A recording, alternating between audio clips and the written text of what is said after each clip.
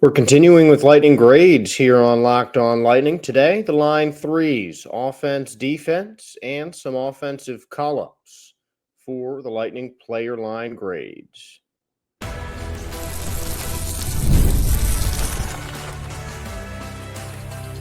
You're Locked On Lightning, your daily podcast on the Tampa Bay Lightning, part of the Locked On Podcast Network. Your team every day. Josh Sperber, thanking all of you for making Locked On Lightning your first listen every day. We're part of the Locked On Podcast Network, your team every day. And if your team is the Tampa Bay Lightning, then this is the show for you. Today's episode is brought to you by FanDuel. Right now, new FanDuel customers can get $200 in bonus bets if your first $5 bet wins. And we will talk about the Lightning line three offense first. And as I've mentioned for the last couple of days, offensive lines especially are pretty fluid and have been so over the course of the Lightning season. So for the purpose of these player line grades, we're going to go with Mitchell Chaffee, Connor Geekie, and Gage Gonzalez for the line three forwards. And these are, I feel like, three pretty different players in terms of the way you adjudicate the Lightning season. Mitchell Chaffee had a really strong start to the Lightning year, and he was also a guy who was used just about all over the ice. I mean, left wing, right wing, third line, second line, fourth line, just about every single line he was on. The Lightning really mixed things up for him pretty well. Had 7 points within the first couple months of the season, 4 goals and 3 assists early on. And as the Lightning started to use more 11 and 7, especially towards the end of the year, sometimes Chaffee would end up being the odd man out. But he still finished with 18 points on the season, 12 goals and 6 assists, and was the Lightning leader in hits for a forward. So really brought the physicality and the physical play during the Lightning season. And I think definitely was one of those forwards who could really send a message to the other team with his physical play. Unfortunately, he suffered an injury on a dirty hit from one of the Florida Panthers. Shocking, I know. And didn't play all that much in the postseason. Again, part of that was the injury. Part of that was the fact that he just ended up being the odd man out while the Lightning did their 11 and 7. And I think, though, Chaffee was definitely a big part of the way the Lightning ran their overall offense. Definitely one of those guys who could make a hit and just turn it around to an offensive play, could just find the right spot on the ice to just camp out and wait for the puck to come to him and just put loose pucks in the net. I feel like that accounted for a whole lot of Chaffee's goal scoring, no matter what line he was on. And I feel like the same you could say for Connor Geekie and Gage Gonzalez, but with them being rookies, only Gonzalez had NHL experience before this season, and that was just 2 games last year. But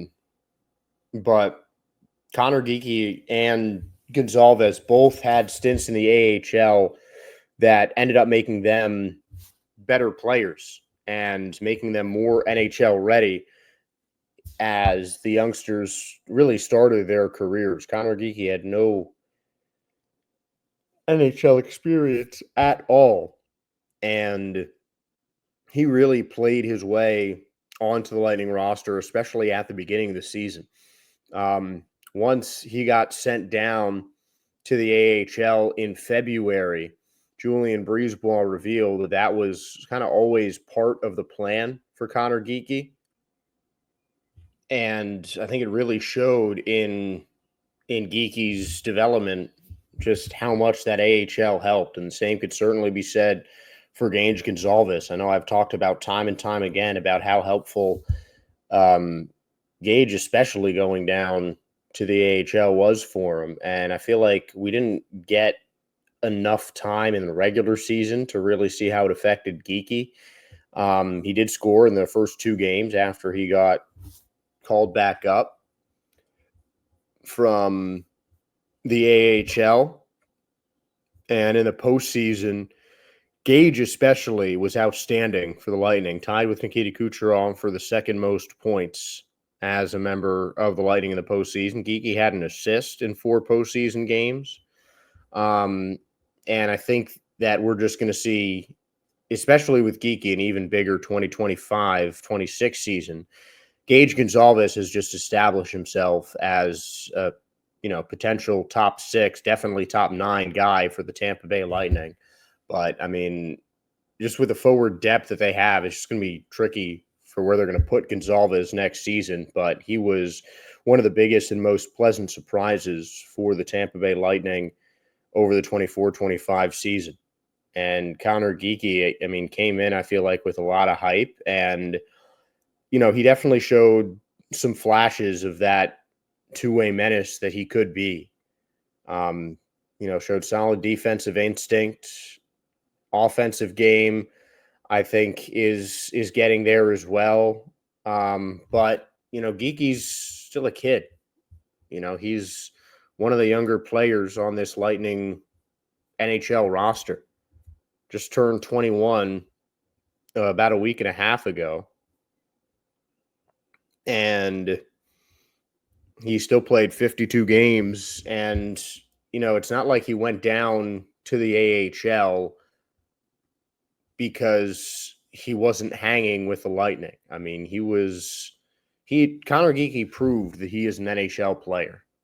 And he proved that the Lightning did not make the wrong decision by bringing a 20-year-old on to be, in a lot of times, a top 6 player. I think the line that Geekie was used with the most was Hagel and Cirelli, to be honest. I mean, him and Nick Paul switched off a lot between that second line and that third line. Lightning kind of like to use Paul on the lower lines to just have that veteran presence where there were a lot of younger players and a lot of guys that, hadn't had too much NHL experience. But I think that Gonzalez was definitely the big surprise of the Lightning season. So he's someone who's going to bring up this grade quite a bit on line 3. But you just have a bunch of guys that were really fighting to solidify their spots in an NHL organization. And it really seems like they did. Mitchell Chaffee played 66 games, more than double what he played over the first 2 NHL seasons that he had. And even those were over a wide period of time. So I think that these third line players were more about just solidifying themselves as legitimate pieces on an NHL roster. And I think that they absolutely did that. You look at the stats, all these guys' games were limited. I think a lot of times Chaffee was the forward taken out of the lineup when the Lightning went 11-7. And that just became extra noticeable at the end of the season. And then Gage Gonzalez improved so much over the course of the year. And those last couple games of the regular season and even the playoffs when Connor Geekie came back, I mean, he just got involved in so many more scoring chances, whether or not he got the point. You just, with the 3 passes away from a goal, Geekie was usually one of those. The 5 passes away from a goal, Geekie was usually one of those guys. And, I think him especially, Geekie, was involved in a lot more Lightning scoring chances than his 14 points might otherwise suggest. 8 goals, 6 assists in 52 games in Geekie's first NHL season. And Gonzalez really went on an absolute tear after 4 Nations. So with those guys especially, it just brings a lot of hope for the future, as Geekie ended up being both Geekie and Gonzalez were among the top 5 Lightning prospects at the beginning of the season. Only Isaac Howard was ranked higher than Geekie on most lists. and Gonzalez was always towards the end of the top 5. And I think that, the potential here brings this grade up a little bit, but I'm going with a B plus to A minus for this line 3 offense, because I think all of them definitely exceeded expectations from the beginning of the season. Career year for Mitchell Chafee and a really promising start to Geeky and Gonzalez's career. But I think you still want, with Geeky, maybe you want a little bit more, but part of that could just be the fact that he came with a lot of hype from Utah. And I feel like there's always high expectations with a lottery pick, with a top 15 pick like Connor Geeky was a couple years ago. Someone who has such advanced skill at a young age, the hype can sometimes get pretty high.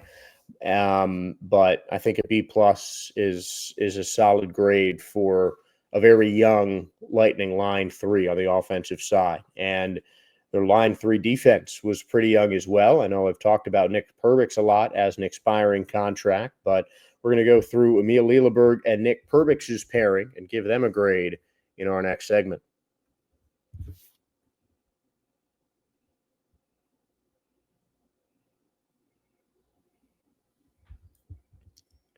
The NHL playoffs are in full swing, and every night delivers highlight-worthy performances, major momentum shifts, and can't-miss moments.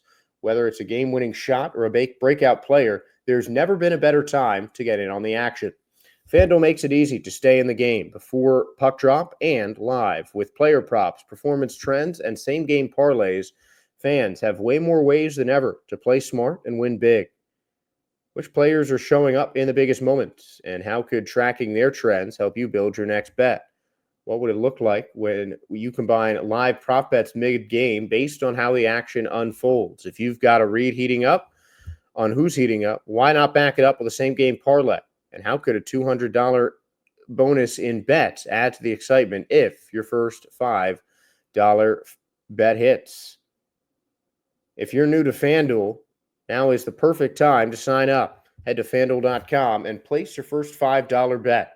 If it wins, you'll get $200 in bonus bets. So make every moment more with FanDuel, the official sports betting partner of the NBA and the NHL.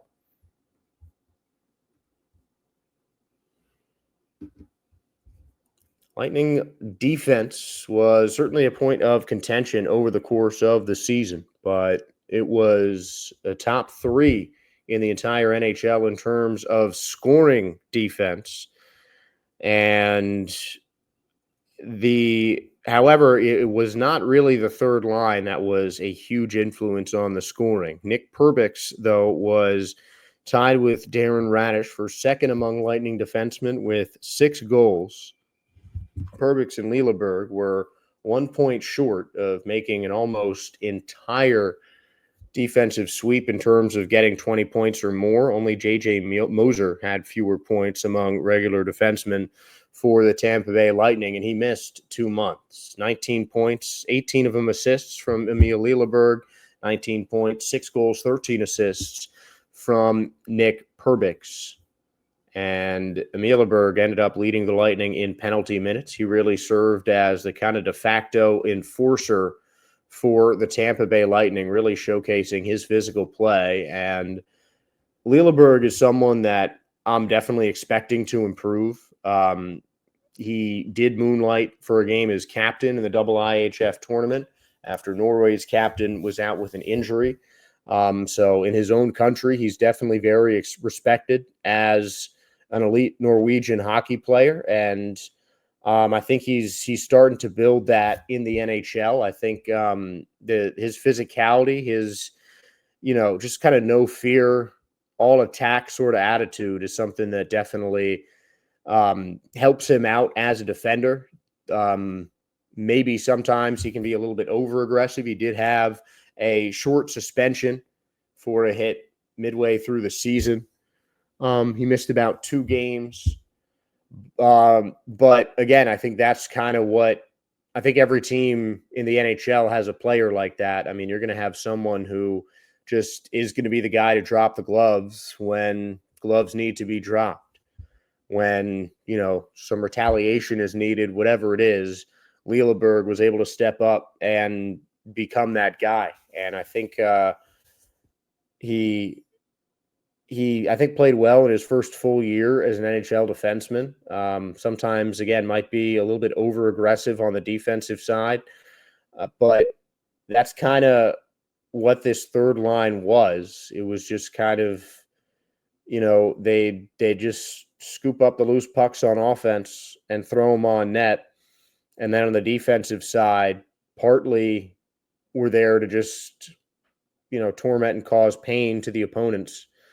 And on the other side of it, obviously, you've got the defensive aspect that is going to be necessary for any blue liner.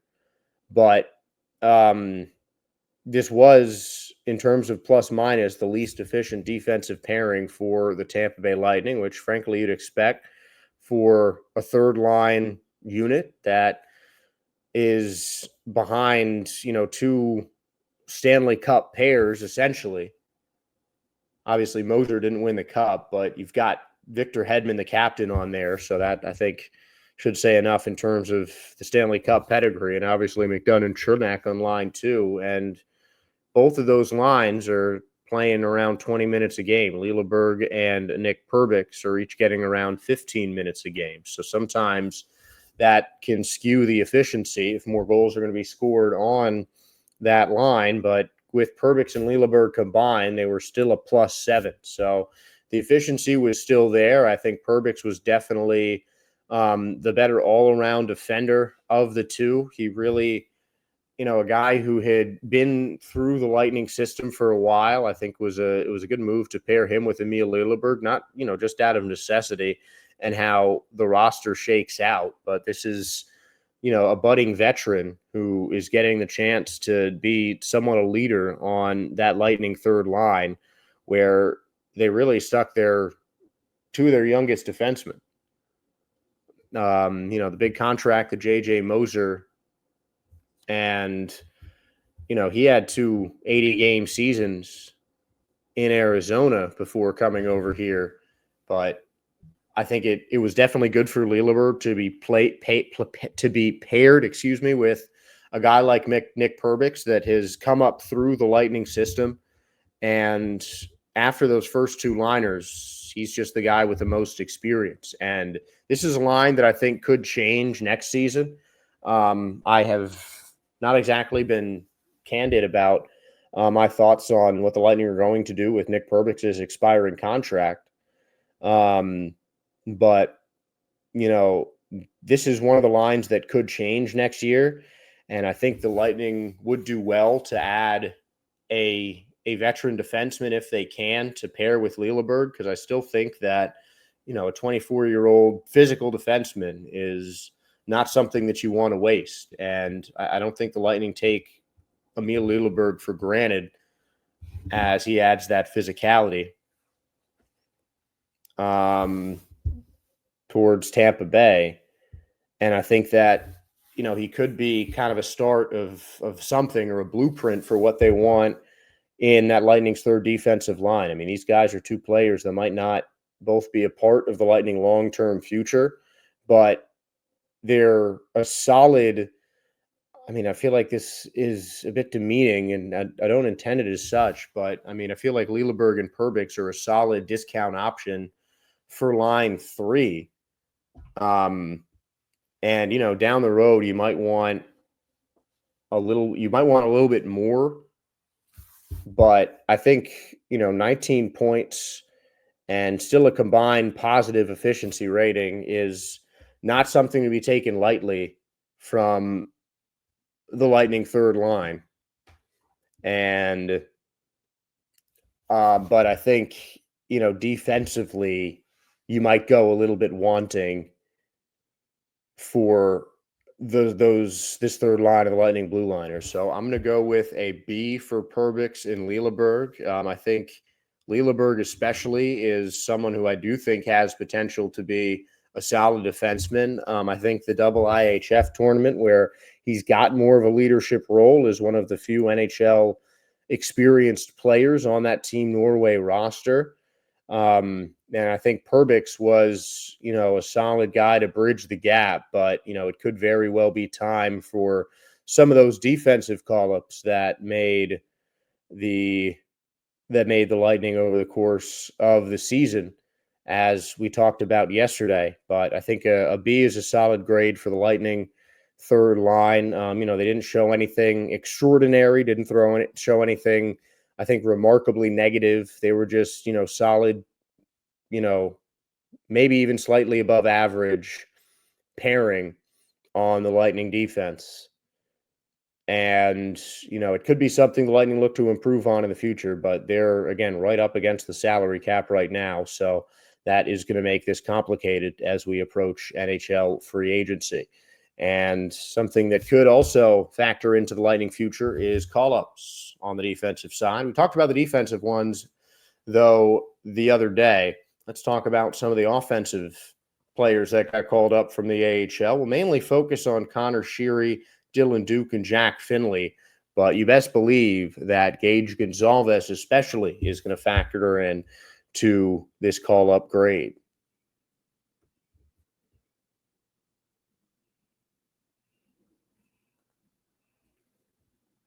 The Lightning certainly weren't one of the bigger teams, one of the teams that called up the most players, but they did certainly give a couple of their younger guys some run at the NHL level.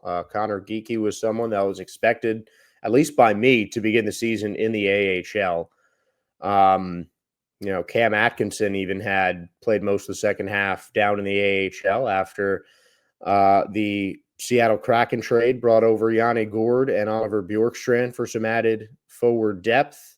Connor Sheary was the first player called up from the AHL, really just, a veteran guy who the Lightning still have another year on his contract.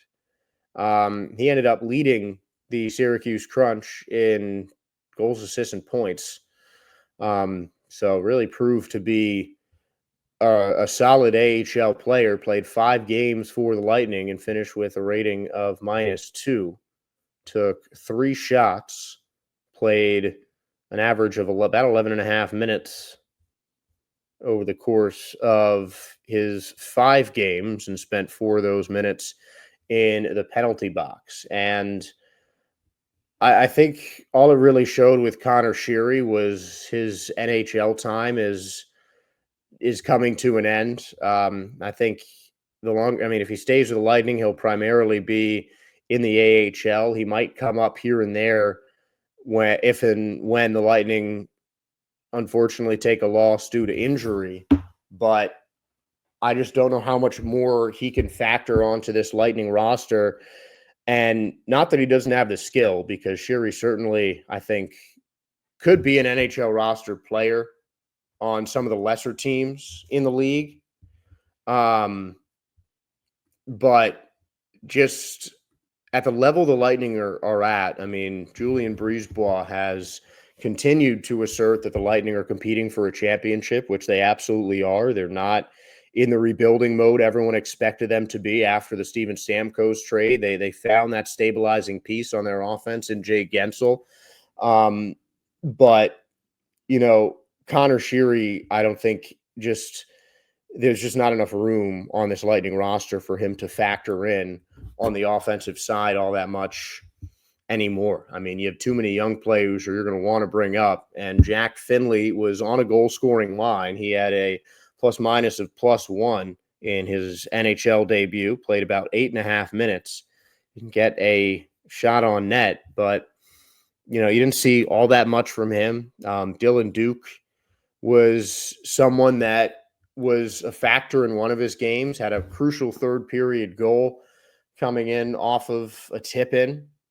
And you really got to see the potential of a guy in his rookie season, playing his first year in the Syracuse Crunch and being among the leaders in goals and points, and getting an NHL goal in his NHL debut, no less. I believe it was his first or second shot on net that went in for Dylan Duke. And that's definitely promising. You know, getting a goal on your first shot on net, like Dylan Duke did, that is not easy to do. You can't go through too long of a list of NHL players who have done that, but it's still impressive to see. But you just want to see a little bit more. And I talked about Connor Geeky and Gage Gonzalez in the last segment as guys who ended up as key parts of line three, and they were huge examples of the AHL success.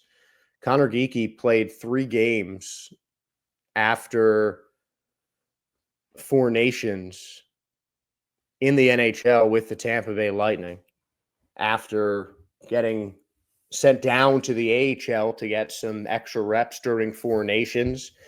And he stayed down there after the trade deadline while the Lightning worked out Yanni Gourde and Oliver Bjorkstrand's role in their offense. And Geeky had a couple of really great games for Syracuse. Created a ton of chances in his one game of their postseason run. And he had 2 goals in the 3 games in the regular season, as well as a playoff assist after being called up from Syracuse. And Gage Gonzalez is a shining example of how well that Lightning player development worked. I mean, he was not one of the players sent down to the AHL for their playoff run because, as I've said time and time again, he firmly established himself as an NHL player. And I think that really the development of Gonzalez and Geeky after their AHL call-ups is something that definitely plays a big factor in this grade for the Lightning's AHL offense, because between the 7-8 games that Sheary, Duke, and Finley played combined, 8 to be total, 2 for Dylan Duke, 1 for Jack Finley, 5 for Connor Sheary. So combined 8 games between the, cup of coffee call-ups that the Lightning got from the AHL. You didn't really see all that much. A couple shots here and there, a goal from Dylan Duke, but that's about it. But Gage Gonzalez, again, a shining example of that AHL development, and he really established himself as a key rotational player for the Tampa Bay Lightning. And he, at the least, is going to be a feature on that Lightning third line in this next NHL season.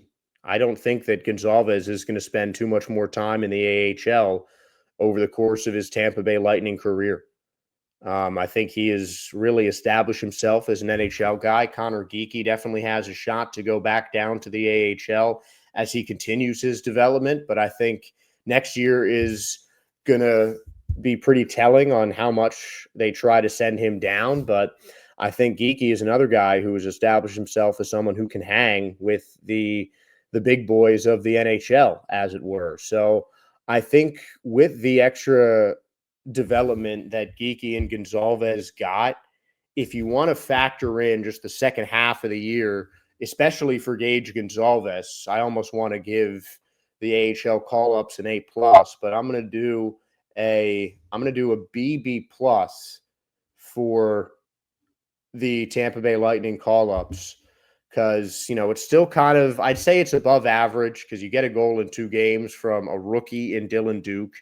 And I think that the work that Gonzalez got in the AHL really made a world of difference after he got a taste of NHL action. Really, you could tell how much it changed his confidence for the better. How much more of a well-balanced forward that he became after getting sent down to the AHL and called back up. And I think that next year is going to be a big breakout season for Gage as he spends what will be his first full season in the NHL. But I'm going to go with a B plus, maybe close to a B, just because, you didn't see too much. But I think a B plus is a solid grade for a solid group of rookies and AHL players that made an NHL appearance for the Tampa Bay Lightning. And that is going to do it for today's show. I just want to say thank you for making Locked On Lightning your first listen today. And for your second listen, I recommend checking out the all-new Locked On NHL Game Night. Every game, every night, until the Stanley Cup champion is crowned. Get local analysis on a national scale. Find NHL Game Night on Locked On NHL on YouTube or wherever you listen to podcasts. And wherever you found this podcast, thank you again. Please give us a like, a follow, subscribe. We really do appreciate your support. So once again, thank you for listening. I'm Josh Sperber, and we'll see you tomorrow for more Lightning grades and analysis on Locked On Lightning.